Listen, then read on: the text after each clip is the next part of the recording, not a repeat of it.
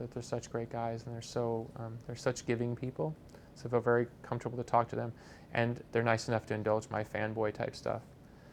I got to ask them about my favorite album and stuff like that. So it was very easy talking to them.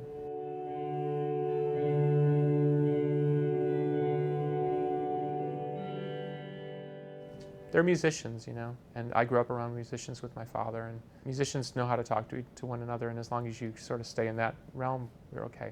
If I get too fanboy with them, I could see them getting a little uncomfortable because I start to turn into every guy out in the audience air drumming along with Neil, but they've held their own torch for a long time where a lot of people dismissed them and said that they had no value, and including their greatest work had no value.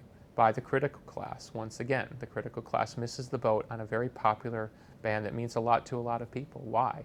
Because the critical class needs to make a band like that their folly to put over some guy with a beard in the basement with his laptop, I think that's all going to change now. I don't think you'll no longer be able to write a band like Rush out of the narrative. You just won't be able to. They're just going to be too big, and they're going to only get bigger. That's the crazy thing. The real bands out there are only going to get bigger, and the bands with the one song aren't going to be able to compete because they're just not going to have enough information. See, with a band like Rush, you've got all these albums. You can debate this period, that period. Oh, his voice here, da-da-da, this lyric here. It's a never-ending cloud that's going to morph. And then, of course, let's say the day comes there where they retire. Then there'll be the live tapes and then the DVDs. A band like that has an incredible amount of information which fits perfectly into the social media world.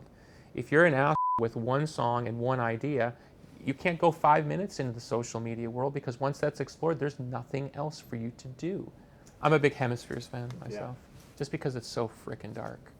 There's this kind of chirpiness to Rush that grates on some people that don't like them. But for me, it's the other side to Rush, that super dark Cygnus stuff. That's where it's like, there's an art band in there, for sure.